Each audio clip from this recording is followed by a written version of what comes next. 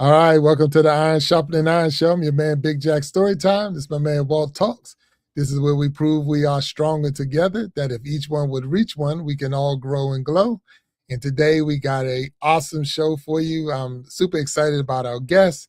But before we get into that, hey, what's going on, Walt? How's it You going? got it, sir. What's happening, man? It's all good. It's all good. Hey, beautiful day in our area in Maryland. So we got out. I got out there and got to play golf a little bit, just 9 holes, playing with MJ. He's getting better every day. So I'm looking super excited about all that. Really super excited. Yeah, I'm on the road for a few days, man. So we had a little rain today, but we'll see. Today's actually got better, but poured up here earlier, man. So yeah. So a couple of things in the news today. Okay, sorry haven't been looking at the news. Haven't been looking at the news. So what's going check on? it out. So check it out. Mhm. This is golf related. So we know we had the FedEx Cup is being played. You know, they're already in their second round of the playoffs. Mhm. And today I think Wyndham Clark won. He won round 2. But it came down with 4 holes left. He and McIlroy was the finals group. And McIlroy made some mistakes, and Wyndham just took advantage. He went from tied to 3 under. He was 3 strokes on him and took him out. So that was pretty good for Wyndham Clark. But then I looked in it was an article of one of the golfers out there, professional golfer. He's out on the course, and he got he showed up late for his tee time. This is professional now. Showed up late for his tee time. And when he got there, they had 6 golfers. So he wanted to go out as a sixer. 6 people at one time. So of course the course said you can't do that. We can't go out 6s, but we'll work things out and you can go out 3 and 3. Go in 2 3s, right? So they basically said, then there's a PGA golfer now. So they basically said, okay, we'll go out as 3s.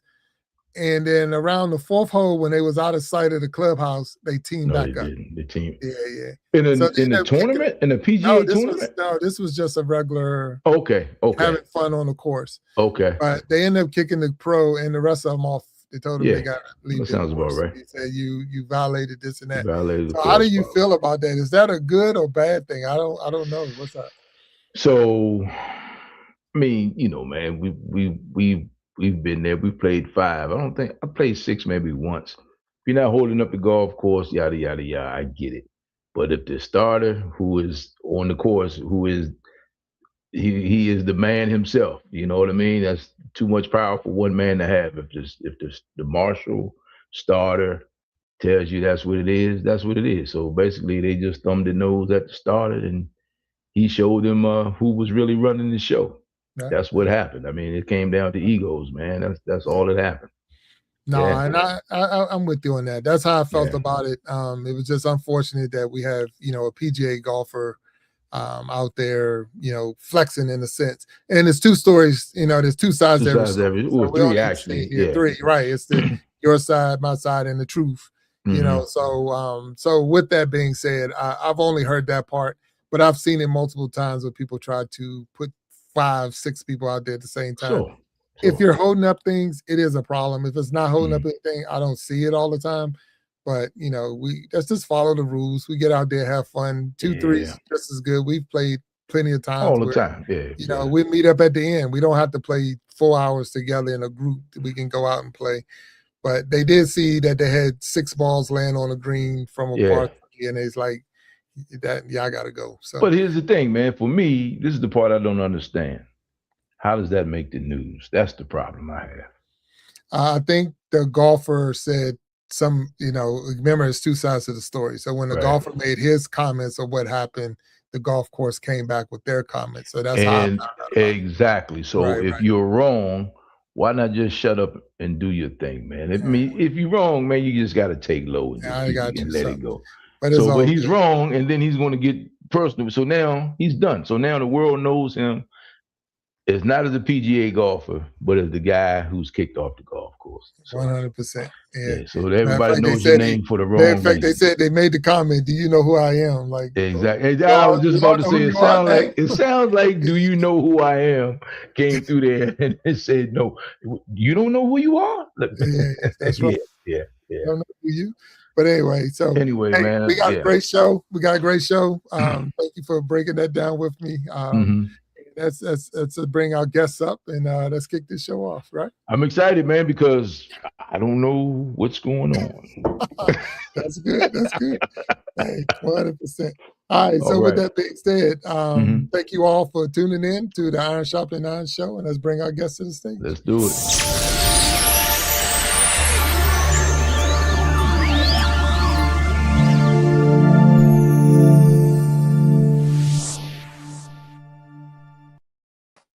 There she is, Kristina. How you doing? Kristina.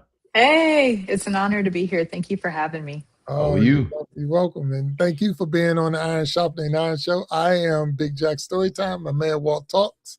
And this is where we are right now, live on YouTube. And we're live on Facebook, live on Twitch.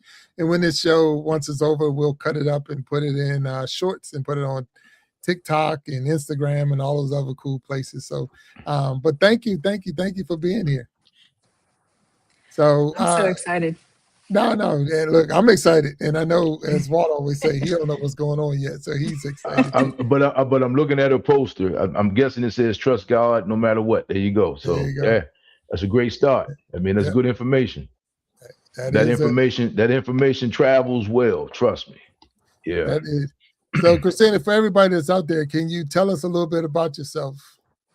Yeah, so it all started when I was trying to run away from God and thinking that I was smarter than he was. Mm-hmm. And I was a good person and checked all those boxes. Well, then one day, my husband gets arrested. And I'm like, God, if you're there, why me? Like, we're good people, check, and all this stuff. And so I let God have it. And he hugs me in an encounter that I'll never forget. And then I don't know why we do this as people, but then I was like, okay, God, I'm all in if you're all in. Like, God ain't all in. But so I surrendered my life to Jesus that night. My husband surrendered his life while he was in jail. And we went on this journey of following God and being unapologetically sold out for Jesus. And so I started to learn. I went to christianleaders.org, got my bachelor's degree in Christian leadership and started getting certified, got ordained, got all these things, started serving at a church.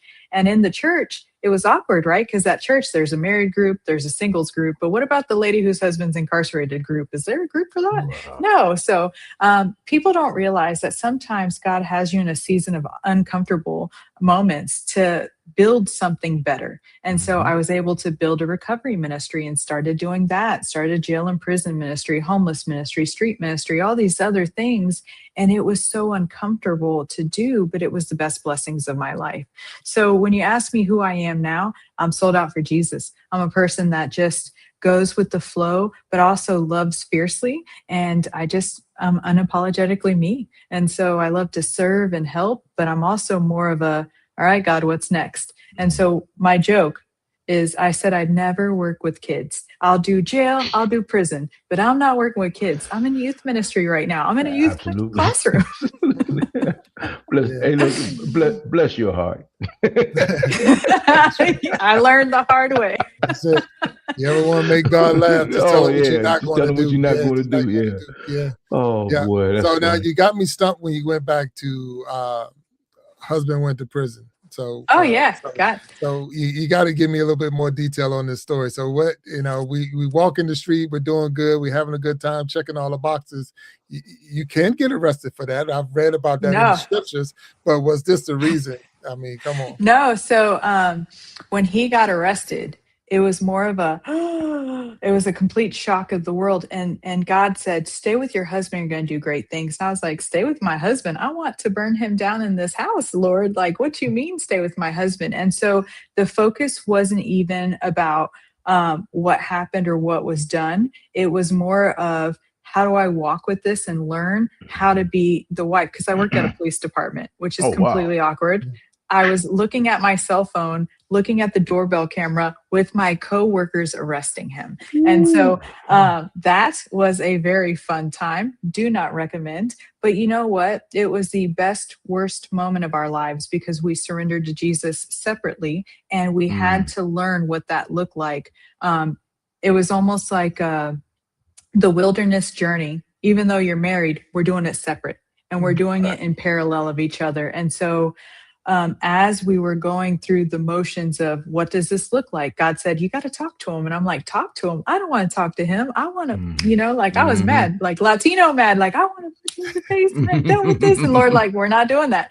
And so I said, okay, God, I don't even know how to talk to him. And so the very moment I said that, because God's smarter than all of us, someone texted me and said, heard what happened. Here's how you talk to your husband.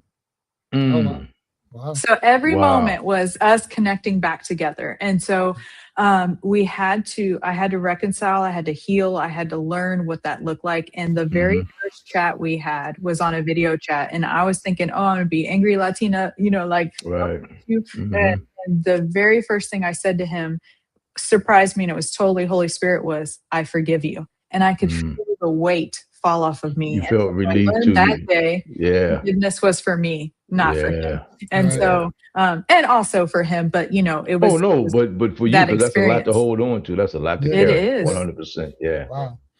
All right. So now, how long were you married prior to this? We were almost newlyweds. We were only married like a couple of years in. Oh yeah. So. Yeah. And it was he got arrested in 2020, and then he was gone for almost 2 years. And so I had to learn what that looked like. And there was a lot of things. The ex-wife tried to freeze our assets and all this stuff and all these things trying to happen. I'm like, how am I going to do this? What am I going to do? And then I had to learn, why am I saying me? All right, God, you said stay. What are we doing here? And now I learned how to make God the pilot and me the passenger. You know, everyone says, oh, God's my co-pilot. No.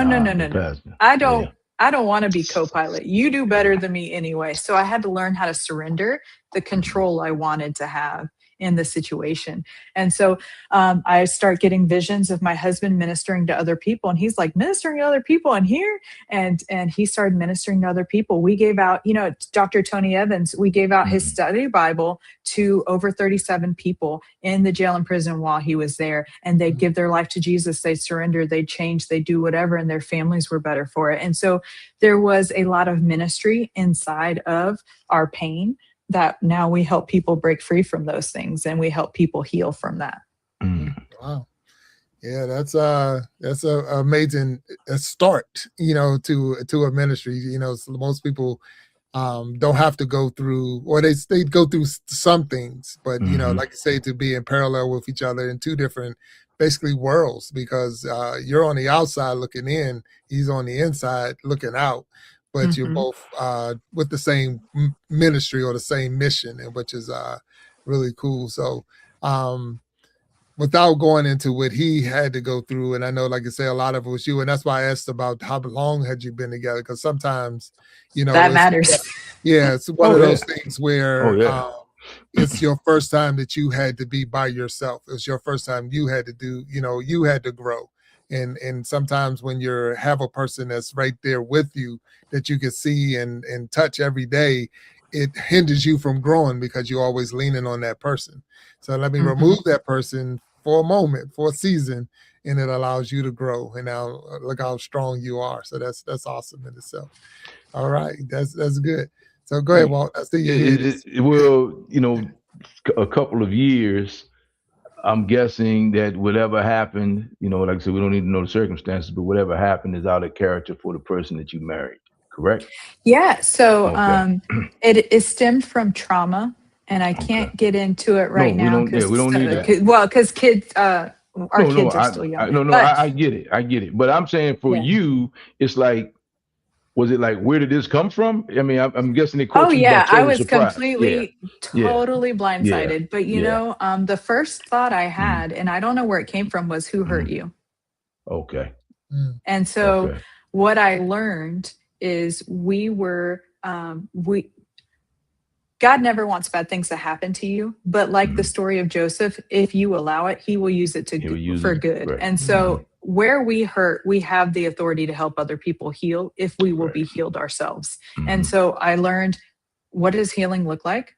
What does that look like for the families of incarcerated people? What does that look like for us in our situation? Because we have 2 older kids who are alienated. They were alienated prior to the arrest. That's not the excuse, right? And so we have these already the dynamics of a hostile, blended family. And so how do we follow the Lord and be good stewards of what we have right now? And so one of the things was, God always blessed us in amazing ways. For example, how can I, when I'm not making the salary he was, live in the same house until I could sell it for over a year, live in the same space, to be able to maintain a life for my daughter and I, and things like that. So we had miracle after miracle, but one prayer I had was the Lord told me, tell your husband to take the plea deal. And I'm like, take the plea deal? We was going to fight this. Like, take the plea deal. Do you know what happened? Like, the Lord don't know. And so I said, okay, Lord, how about this? You tell my husband to take the plea deal and I'll just confirm it, because I don't want him mad at me. And so I was obedient, because delayed obedience is still disobedience. So I said, okay, to my husband, hey, listen, my love, God is telling me to tell you to take the plea deal, but I don't want you to listen to me. I want us to take it to the Lord together. So how about you pray before the end of this call that let it be so in your face that you'll know that's the right move for you. So he prays the dangerous prayer, Lord, let it be so in my face. He gets off the phone because, the jail only has like 15 minutes. Somebody calls him out of the line and is like, hey, Chris, come here. And he comes, and the guy gets in his face and says, take the plea deal. Wow. What was the prayer? Wow. So then I did another. Yeah. Wow. So I did another dangerous prayer, the next prayer, and everybody laughed at me. And I'm like, how can we be believers who don't believe God can do anything? I said, let him be surrounded because he only had a couple months to go for prison. I said, let him be surrounded by strong Christian men. Tell me why in the state of North Carolina, he went to the only prison that has a seminary block and was surrounded by Christian men. Joe Gibbs funds that seminary block so that the men could get seminary degrees and be field ministers in there. So essentially pastors inside of the prisons. And so he was surrounded by Christian men, and there was no way he should have been able to get there because they had like a 5-year waiting list, 13 years minimum to be in there to get in. And he got right in. And so God answers prayers. And people can judge you for all the things and not understand all the stuff that's going on. But again, look at how he's blessed our lives because of our obedience. Did he want us to do bad things? Absolutely not. But he gave us chance after chance to redeem ourselves and follow him and love him and serve him. And that's what we do. All right. So it's amazing. I knew I'd get you with that one. No, but the thing is, and I want to talk, and I want to talk to you real, for the listeners and all out there, because we do get really cross sometimes when people do bad things outside. They get inside, and then all of a sudden, I found Jesus, and now everything is better. So because of your work in the prison ministry, let's just go with that, and your husband's experience inside, help us understand that better. Help us understand that there are some people that are real, and then there's we can't help those who are not. But go ahead.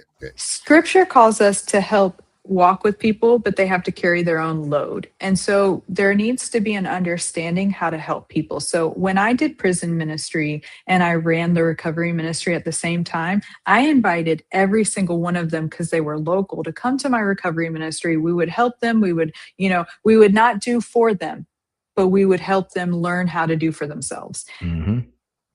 5 people came out of the hundreds, right?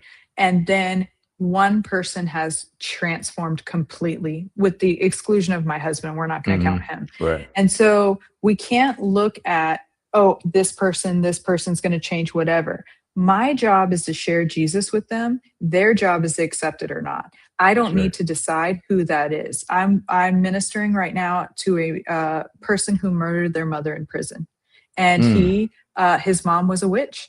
And she did lots of horrible things to that. You're not going to hear that side, right? And he snapped. Is it okay to murder your mother? Absolutely not. But I don't know what I would have went through if my mom did those things to me, right? Mm-hmm. I don't know what my limit was. I don't know what I would have done, but I can't give up on him, even though I don't agree with what he did. It's not my job to decide what the judge and jury does. He's paying for his time. He's doing his stuff. But because I've ministered to him, because we are helping him find Jesus, he is now able to talk to other people about Jesus, and they're starting to read the Bible. What they do with that, we can't dictate. But if we never share, no one has the opportunity to transform. Jesus was pursuing me my entire life. I had no relationship with him until trauma happened. Everyone else didn't know how to help me or take me, especially when God's telling me to do one thing and my assignment's not a conference call. And so it's wigging everyone else out because they're like, I don't want any part of this. Well, then be gone, because I have an assignment to do and I'm gonna stay in my lane and do it. And so while I'm disappointed when people have, I call it the jail talk. Oh yeah, I found Jesus. I'm all that. But I always tell them, you are going to continue in your circle until you leave that circle. If I continue to go back to the circle of abuse, I'm going to continue to be abused. You have to change the loop. And so I try to teach them, but they have to want it. And so I might be the seed planter. I can't determine who's going to change or not. But one thing I did notice, and it's a music video. It's Micah Tyler Walking Free music video. And the guy actually is a real person out of Monroe, North Carolina. He was in jail like 99 times. And on the 99th time of hearing someone preach, it finally hit his spirit. And he transformed, started ministries, started doing all these things, changed completely. So what if I'm option number 72 for that person and it only needs one more time? Who am I to say, I'm going to write them off? I'm glad God didn't write me off. And so although it's disappointing, we don't want to give up, but we hold firm boundaries. So you say disappointing. I have a great question on that, because I've often said that, like, you give people this information, they don't take the information, and I'm disappointed that they didn't take the information. But you said you can't control what they do with it. They have to do it, right? Our responsibility as friends, people, families, whatever, is to make this information available to them, right? So for like a quick minute, 2 minutes, 3 minutes, however long it takes in my situation, it's like I realize, okay, everything we do is self-serving. Let's be clear about that. If I walk an old lady across the street at the grocery store, I don't want to see her get hit. I'm self-serving, right? So we all do things because we can't want more for other people than we want for ourselves.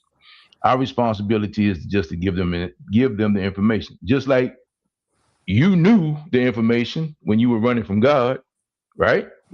But yet you kept running. I mean, we all have. I mean, I certainly have. I can speak for myself. So now when you see this, there has to be a great sense of relief. And you have to have a great understanding. I'm sure you feel a understanding that, okay, God, you're still doing your thing. I mean, like, you're still trying to dictate to him what's going to happen. I mean, he's going to work it out one way or the other. But it's like I'm still amazed at myself, because I do that. I am definitely guilty of that. Like, yeah, but this is so much better for you. It's like almost like eat your vegetables. You know what I mean? You can't make people see it sometimes, and they won't see it sometimes until they go sit down somewhere. And that's why we don't throw people away. And that's why, fortunately, we don't get to judge people, because he didn't judge us, because I'd be in trouble. I'm like, in spite of myself, I'm still here. And I tell Jack this all the time. I have made some terrible decisions with extreme confidence through my entire life, and it's just like, fortunately, through the grace of God, I'm still here. I'm still here trying to figure it out. So yeah, good for you. That's great. I think it's how we learn too. And so like, even teaching and ministering to people, I try to reach them where they're at in the language they understand. And so I don't try to be someone I'm not, but sometimes people need to heal a layer first. I used to punch first, ask questions later, right? And I do that because I would hurt you before you had the opportunity to hurt me, so I could be right that, oh, look, they left. I'm right. Right. Mm-hmm. And so I had to learn how to, okay, what are the layers I'm observing of a person? Let's knock some of them layers off before we even get to the discussion on God, because I'm the only Bible they're reading. And so my behavior has to match. So they're going to judge your behavior more than they'll judge your words, 100%. Well, I mean, really, people want to know if you're going to be, are you real? I mean, because, I mean, anyone can come to me and read right out of the scriptures. I mean, they're there. The book is there. It's older than 2,000, 3,000 years. So you're not saying anything new. And you don't know what role you're playing, because as the scriptures say, one plants the seed, one waters the seed, but God gives the increase. So you don't know what part of this plan that you're in. You might be in the watering phase, you might be in the planting phase. So to say you don't know, but some of us are in the tilling of the ground phase. I still got to dig some of this dirt up so we can even plant the seed. So there's some levels that's in there. And a lot of it is, again, God's going to give the increase. So once you understand that part and you know your role, it's not for me to be the judge, the jury, or the executioner, because that's not any of my roles. You know, I was a correction officer, Kristina. You would know that, but I was a correction officer. So I've seen many converts in the, and I'm like, I see you all day, all night, every time I'm here, and I know outside that would be frowned upon as a Christian. But it's not for me to say if you're a believer or not, because you have a personal relationship. It's not for me to say. And I didn't know what anyone was in there for. I would never even look.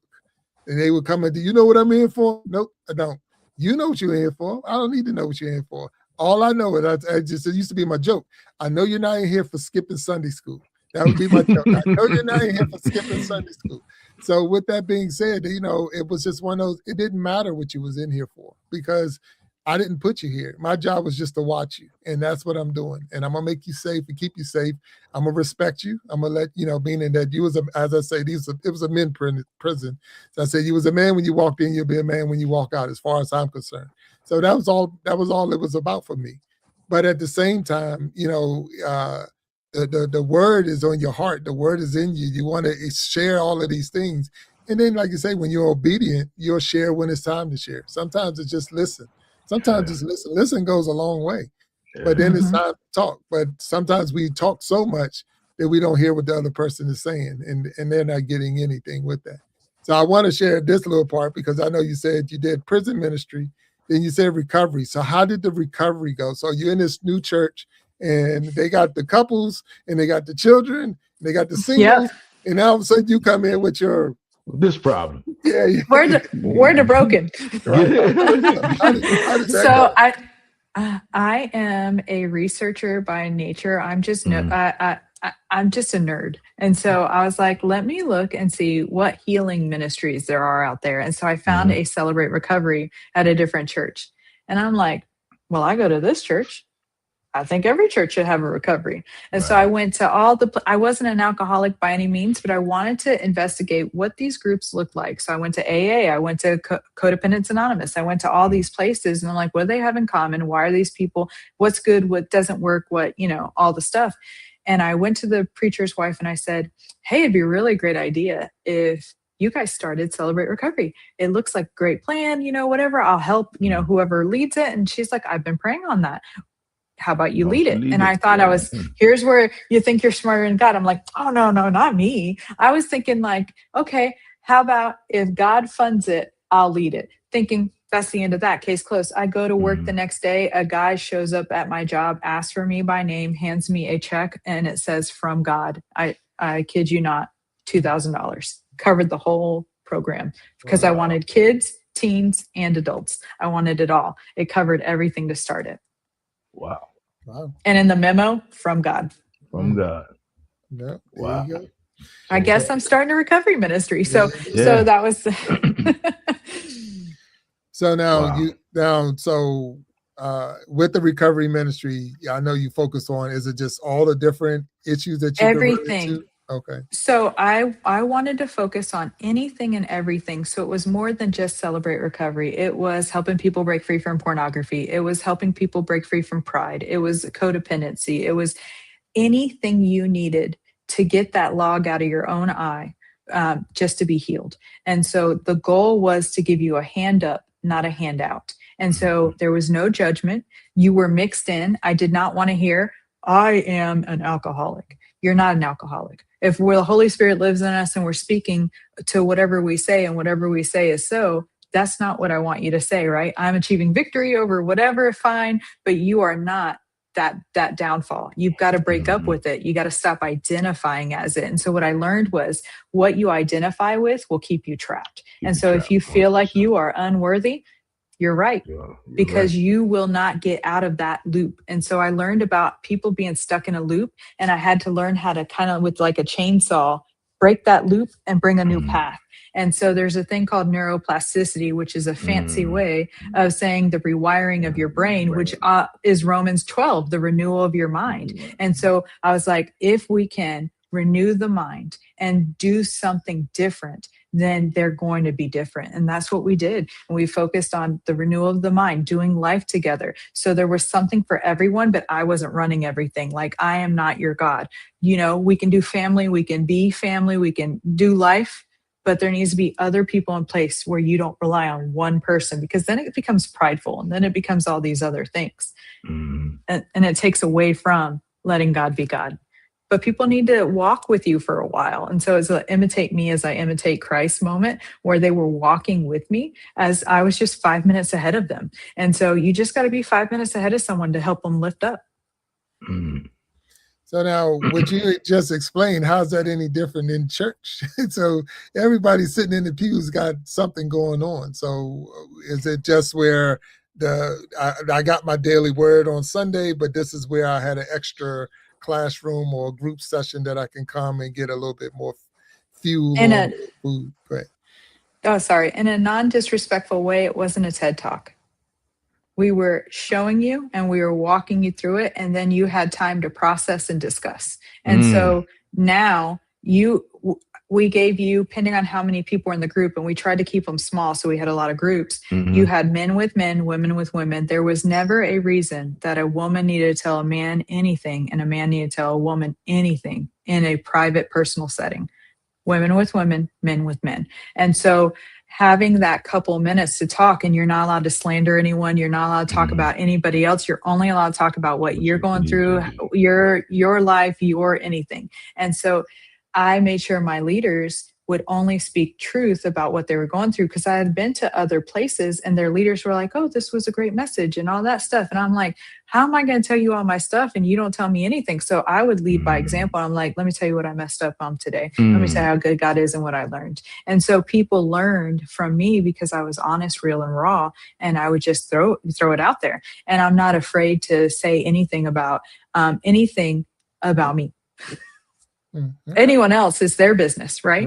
But so that you could see, oh wow, she's not perfect. Because people be like, oh, you should pray. God's got a direct line with you. I'm like, I got a direct line with you. You need to pray. It doesn't have to be me. And so just teaching and leading by example, but pointing it back to the one who changes all things.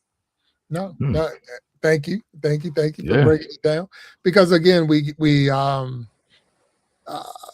church itself has received some black eyes over time, because everyone is not real. Everyone is not, and it really does hurt anyone who's out there trying to do the real thing. That's really trying to do God's work, God's will, because we do see so many others at the same time. And it's like, okay, so if this is God, how is he allowing this to happen over here and allow this to happen over here?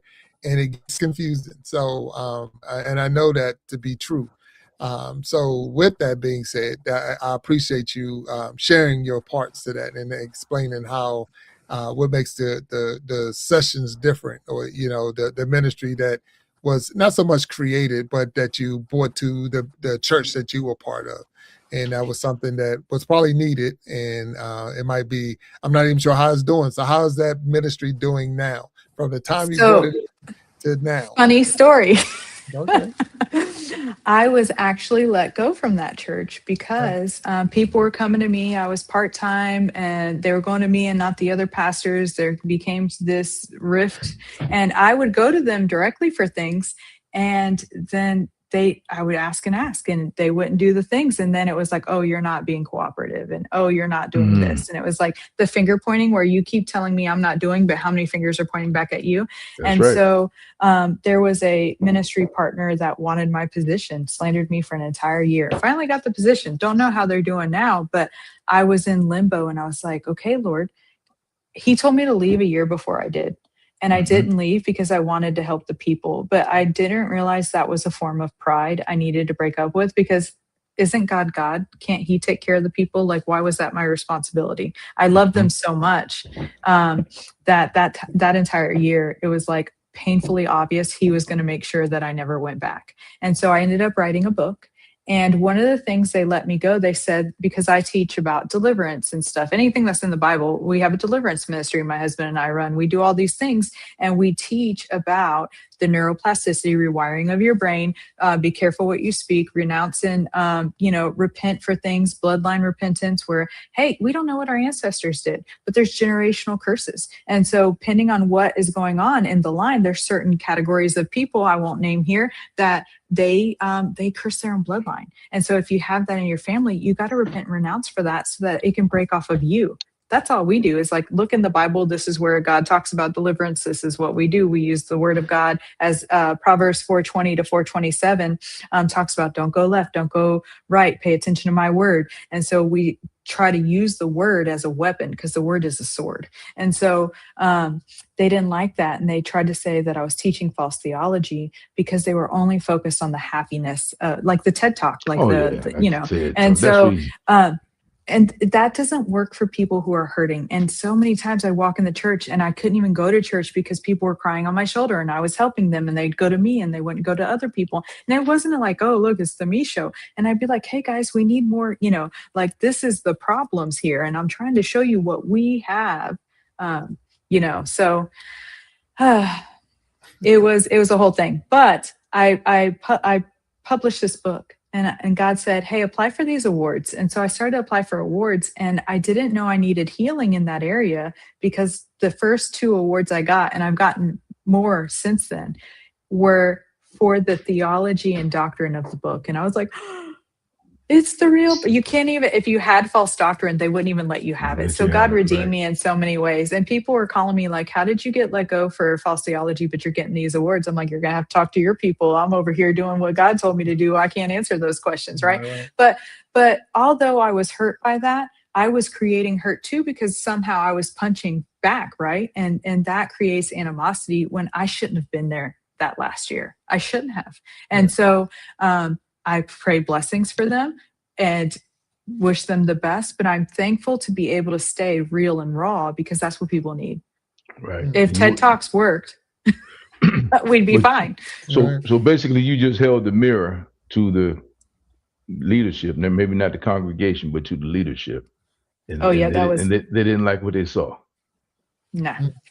Okay. It happens a lot, especially if you're, again, that's why I go back to the real and fake, and you doing God's will and doing what God has asked you to do. Because I remember, this is one of my little quick stories, but doing a Bible study class, and one of the people sitting out in the congregation had a really, really, really bad headache. I mean, really bad headache, and had been having headaches for like weeks.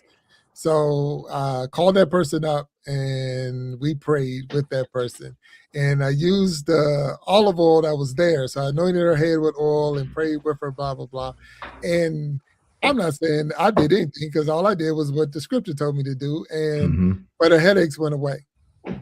So the next day or a couple of days later, I'm sitting in the office with the elders and the pastor, telling me how wrong I was for using the oil that was in their pulpit under their podium. I'm like, why is it there? Well, it's there, but we don't use it. I'm like, the scriptures say use it, everything about it. But it's like, so again, when you're doing something, and that's why I questioned it and I asked, it wasn't to say he was not doing the right thing, whatever, but I can imagine the pride of everyone else when you got this little group on the side and helping people and delivering. It's growing.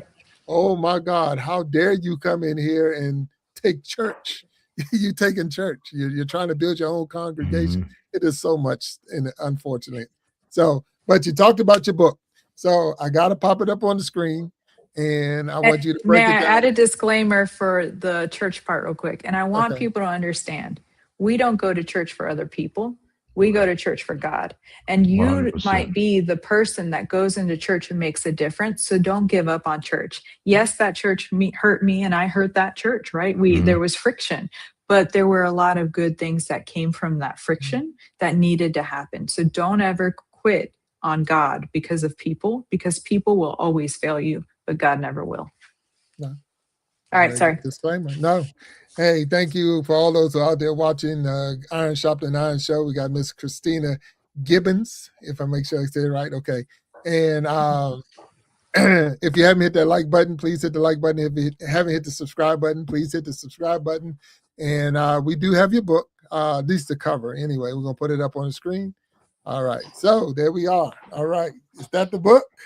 Yes. So that's my baby. Okay. Yes, your baby. All right. Yeah. So it's won over 5 awards. I can't put them all on the cover. There'd be no room to see the thing. And honestly, it's been pretty cool because it's a journey with Jesus and it's got so many different topics on it, why I created the book, but it talks about before you entered the battle. It talks about the squatter in your mind. And people don't realize that your mind is part of the battle and we have to get rid of that stinking thinking. And so it's a workbook, not a read book. You are going to work. And if you put the work in, you will not be the same. And so it talks about salvation, learning how to pray. It has the courtroom of heaven and it just shows you what that looks like. It has rounds in there to help fight and train for the war. Because if you're a soldier for the Lord, which we all are, whether you believe so or not, and you're not putting your uniform on, the armor of God every day, are you ready for battle? No. But can you, if you were enlisted in the army, say, I don't feel like going to work today? Also no. So the battle's here, whether you want it to be here or not. And so this book is going to be life transforming because it even talks about fasting, rest as a weapon, authority and identity. By the time you think you're, oh, okay, I've got this down, you're into a whole new part of where the Lord just takes you and knocks you out in a good way, because the iron sharpens iron, right? What do we got to do? There's got to be friction. You can't have that blade sharpened if there's no friction, if there's no, there's got to be something that gets you out of your comfort zone. You cannot grow in your comfort zone. So if you're comfortable, get this book and wake up, because comfort is not where you're supposed to be. Wow. So where can we find the book?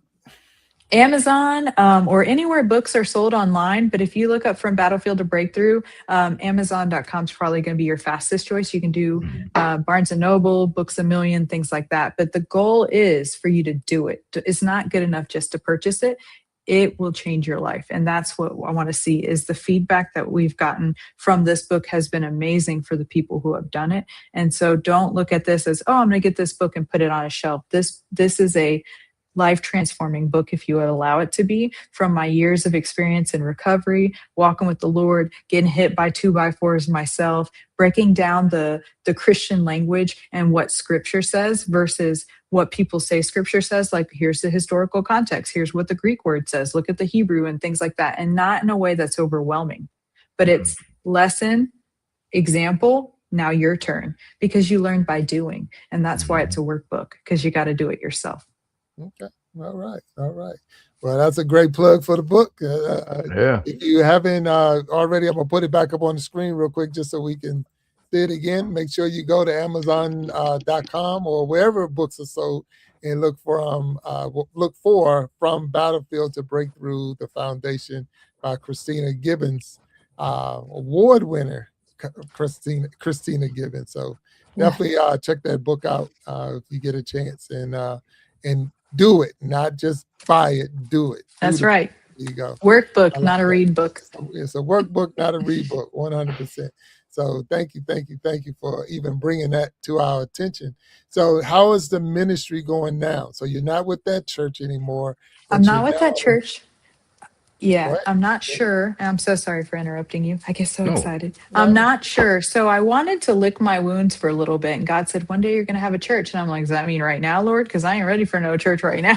And so I started to finish writing the books. I have more books along the way, and I still went to church, but I'm going to go on a church tour. Let's have fun. Like, why be like, let's just see what's out there. And a gentleman, a youth pastor, he kept saying, hey, you should come over here. We have youth on Sunday nights. And I'm like, youth? I'll go to prison, but like youth, they're scary. Like, I don't want to do that.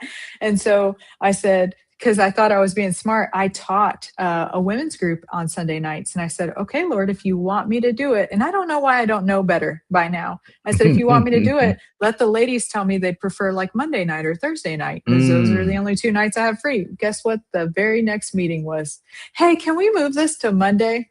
And I'm like, okay. So God said, go. And I went. Did I do it scared? Absolutely. But God didn't give me a spirit of fear. And so I said, okay, what am I going to learn here? And so the very first day, the youth pastor goes, oh, this is Pastor K. She is a great teacher. She's going to teach tonight. And I said, what? And so the Holy Spirit took over and I taught, and they loved it. And so it's been such an honor to help be part of the discipleship formation here for the youth. They're hungry, they're ready to grow. So I'm essentially doing recovery ministry with Jesus over here for younger, and we'll add the adults and stuff eventually. But it's beautiful to see that God, if it's not good, God's not done, right? And God wasn't done with me. Even though they didn't see the value of what I was bringing, I wasn't supposed to be there. That was my fault. I should have left a year prior. So delayed obedience is disobedience. And I paid for that. Okay. All right. All right. So now is this a couples ministry going on now? You and the husband? Is he working with you? So my husband's working with the men. And so he works with the men because he works a different schedule and things like that. So he works with the men. He has a men's group on Zoom that he works with, and he helps break down the study. And it's like a kingdom men. And so he does that while I work with the kids at the actual youth ministry here. And it's actually better because our goal is to hit the parents too. And our goal is to make sure that everyone's reached. And so we work together for our deliverance ministry and praying with people and things like that. But we do separate when it comes to our anointing, because he really excels with shaping up and helping men because he's been there. He's like, hey, even work, right? I should have said no in these situations. My family comes first as a spiritual head of the house. Here's some of the things that I learned along the way, and it helps the men realize what the priority is for them too. Okay. All right. That's it sounds exciting. Sounds like it's all lining up and moving in the right direction. We're trying. So now, what happened to the women? Because you moved them to Monday. How's that Monday night go? So we're doing Monday still, and they like it. So what's cool about the women is that they just believe in the power of prayer. And so some of them are joining me on Sundays here. And so we're working on maybe doing something for the whole family on a different night as well, because we want to make sure that you realize parents should be seen worshiping with their children. Right. And not just leaving them somewhere else, because the kids imitate you more than you realize. And so if they see you as the authority figure, surrendering themselves to the Lord, what do you think they're going to do? And so we want to teach it's okay to love the Lord together. It's okay to have hard conversations. Let's guide that and show you how until you know how to do it yourself. And so we're open to anything, but it's doing life with. It's not just, oh, thanks for coming to my TED Talk. Hey, buy my book. Have a great day. It's not nothing to do with that. It's, hey, what did God say to do? Why aren't we doing that?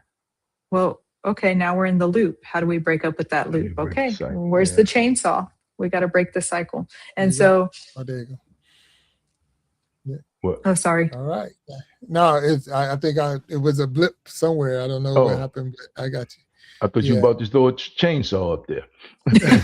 All right.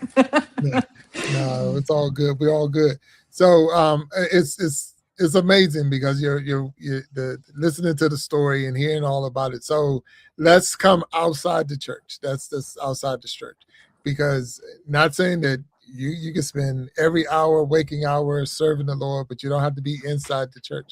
So what is it like outside the church? How's the family going? How's your child or your children receiving, because the pastor's kid, the PKs out there, how are they going with this ministry and this walk of life and all of this? How's that for them? So his 2 adult children are alienated. They've been alienated for quite some time. And so we always pray for them. We send them mail. We try to send them love the best we can, but they are not in a space to receive it. And so we continue to pray for them, love them to whatever their boundary looks like. And we just trust the Lord to redeem that one day. And we'll be here with arms wide open. While that being said, my daughter, I had a hostile relationship with her father. It didn't work out. She's supposed to be 50-50. Right now, she's with me full time, and she is a track queen. Like, that girl can run, and she will run. She's like, that's where I like to talk to God. So she's in here at the church with me. I have my own pastoral counseling and life coaching practice. And sometimes she's like a junior coach helping me do things in the leadership department and stuff, but I let her be a teen as much as possible too. So when she's not running her life away and doing all the things, she's priority for us because she's our future. But if you look at a triangle and you think about a relationship, it's God first. And my husband has to have his own relationship with God, and I have to have my own relationship with God. And that's how we can truly be one. And so our marriage has to come first too. So we date, we still spend time together, like even on the couch, coffee date, right? Because the world's so expensive sometimes and we volunteer a lot. But we just make sure that our relationship is a priority so that we can model what a strong relationship looks like. Because we don't want, like, if you think about my daughter and she's in the age where she can date and things like that, we want her to think, I don't want to take abuse. I want to see, like, I want my relationship to be modeled of a godly one, or I want my spiritual head of the household to look like a leader. And I don't want to just be with someone because, I'm getting attention in a negative way. And so we try to always live the life where we're serving the Lord and we're unapologetically believers. But when we are not in church or volunteering or doing whatever we're doing, we're dating, we're having fun, we're living life, we're still serving, but we're serving each other. I hope that made sense. Yes. That made sense. So now in the world of social media, Zoom calls, technology, all of that stuff. So are you expanded as far as, like, if I can't get to your building, how can I reach you? So I know that there's a way to go ahead. Oh, pastorkristina.com, Kristina with a K, and then that gets you a free discovery call, and then we can see what you need from me. And so my goal is to serve and help people heal, but you should not need, therapy is excellent. I'm a pastoral counselor. I think everyone should, whether you get counseling or pastoral counseling, whatever, someone sometimes needs to have a good sounding board, but there needs to be direction in your life and there needs to be a point of graduation. If you have not changed in 10 years and you're still seeing the same therapist, probably need a new therapist. And so I believe you should interview your coach or your therapist to see, hey, is this a right fit? Is this an alignment of where I want to go? Because I don't know how to get there. And so interview people. And so if you want to interview me, right, let's make sure you're going somewhere. And if you don't know what that direction is, I can help you, but I'm going to kick your butt in the best way possible, right? I'm not going to let you stay the same. And so if you want to be coddled, don't call me. That's the best way I could tell you. Don't call me, because we're in the iron sharpen iron, and there's no sharpening there. And so I believe in doing and I believe in action. And so I want to support you, but I will not support you stay stagnant. I'm a believer of that, and I appreciate you saying that. I say still water is dead. So if it's not moving, it's dead. So nothing live is in that thing. So it has to have some movement. Sometimes even going backwards is something, but it got to move. We can get you to move forward even if you're, well, I took 2 steps back. Okay, well, now let's get you going forward. So that goes back to our little golf analogy sometimes, Walt, where I say at least the ball is moving forward. You get a little bit closer to the green, even if it was a bad shot. You're a little bit, it moved forward. So we don't want to go back. But go ahead, Walt. Let me ask you this. If you were on the edge of, I'm not even going to say a cliff, I'm going to say the creek that I tried to jump about 15 years ago when I realized that my creek jumping days were over. What do? You take a step back, right? You take a step back to try to spring yourself up. So sometimes you got to take a step back, man. Sometimes you just have to. I mean, and the thing is, everything we've been through in our lives, we've been successful because we've lived through, at least, whether you call it success or not, we're still here. So at the end of the day, that's what it is. So, you may as well get it right the first time if possible. And we know how hard that is as human beings. We always try to avoid the inevitable, and then the inevitable beats us up twice as much because we don't deal with it the first time. Just speaking from experience for myself. So yeah, I mean, I salute you for that. That's it's a good attitude to have, and like you said, no sense of being scared now. I mean, you've been through the tough times. I mean, your testimony is strong. You've had to deal with this, the family situation. Had to deal with the church. I mean, so at this point, like, it's easy work, right? I mean, it's not easy, but it's not. Nothing surprises you anymore, other than probably just the greatness of God. I mean, what you experiencing on that end, but the negative stuff seems like everything that they could have thrown at you has been thrown at you. So good for you. We move from glory to glory. And the reality is, if I wanted to be a victim, I'd be so, and I'd be stuck. And so I've chosen not to be a victim. And I made my mistakes too. How many times have I said that in this conversation, right? I've made my own mistakes, but I've learned and I've gotten better, and I hope to not make those mistakes again. There's a difference between blatant sin and being human and just having error, right? And so just having the mindset of keep moving forward. And like you said, taking a step back might be the best thing sometimes, because you're going into a new direction and you were in the wrong direction to begin with. So taking a step back and pivot and go somewhere else is perfectly fine as long as you keep moving. Keep moving, and Lord knows, I'm like, man, what am I doing here? Good gracious, how, in spite of myself, I'm still here. So I can just laugh sometimes. Yeah. So Kristina, it seemed like I've maybe walked in similar shoes that you've had. So what is your 9 to 5? So are you full-time in ministry, or do you actually go somewhere and pay your bills type thing? So paying bills is my pastoral counseling practice, the pastorkristina.com. And so I'd like to say author one day will pay the bills, but right now I'm just grateful that it's out there. I serve in a volunteer basis. If they want to hire me, I'm not mad, but I trust God to provide. He said to be here, and so I'm being obedient. I'm not putting terms and limitations. I said, I ain't mad if there's a salary come with it, Lord. But the reality is, when God guides, he'll provide. And so I got to get out of the way and do that. So right now, it's not really 9 to 5, because I get to be mom, I get to be wife, I got to be minister. But my pastoral counseling schedule is all over the place. I do work part-time by the grace of God at christianleaders.org. It's a college you can get free Christian classes at. And so I get to welcome people in and just kind of show them around and stuff. It's one of my favorite things to do, meet people. I talk to people all over the world, and that helps, pay the bills or whatever, but mainly just whatever God says to do. And sometimes the things that I don't expect to get a blessing from, a check will come in the mail or something will happen. And I'm like, okay, Lord, I see you. So God's my ultimate provider, but I do whatever needs to happen to help. And my husband's an excellent provider as well. But, all this stuff going on with a teenage girl and the future car and all this stuff, we just got to be prepared for everything. Yeah. Good luck with that. Lots of prayer, please. Yeah, lots of prayer. You thought you've been through some stuff before. Okay. The last one. Once we're done with her. Yeah. Good luck with the teenage years. Oof. Yeah, man.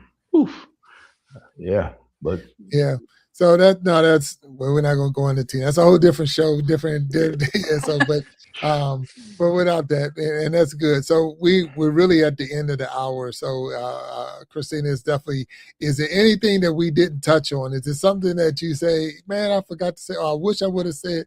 So give us that. What is that one thing that you want to share to the world right now before we close this show out that we might not have talked about in our conversation today?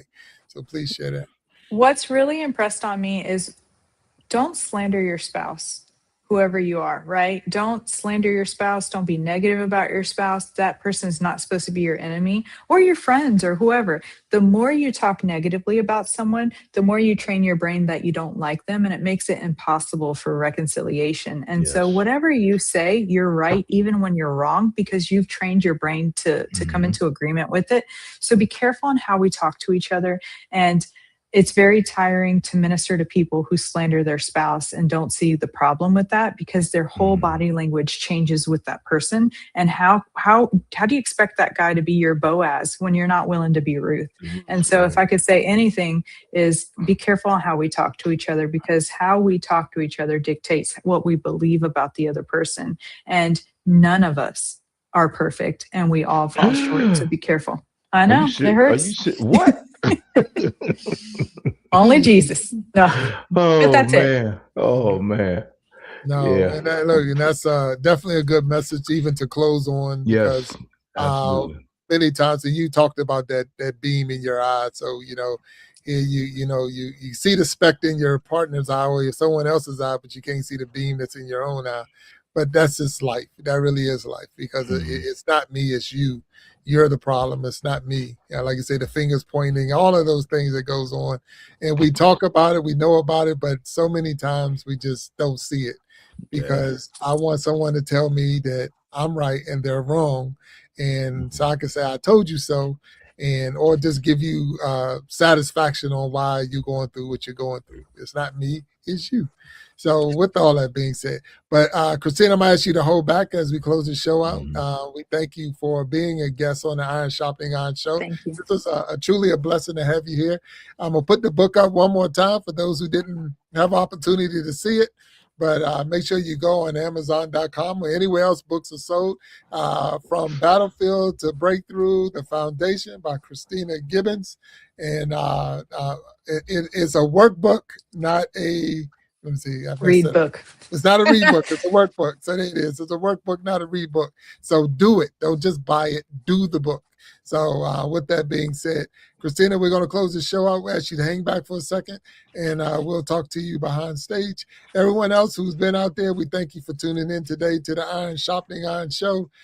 We ask you to continue to tune in, continue to support. Hit that like button, hit the subscribe button. If you want to be a guest on the show, just reach out to us at Big Jack StoryTime guests at gmail.com. And I have no problem putting out. Love putting different people up so we can always hear these different perspectives, different stories, different world lessons.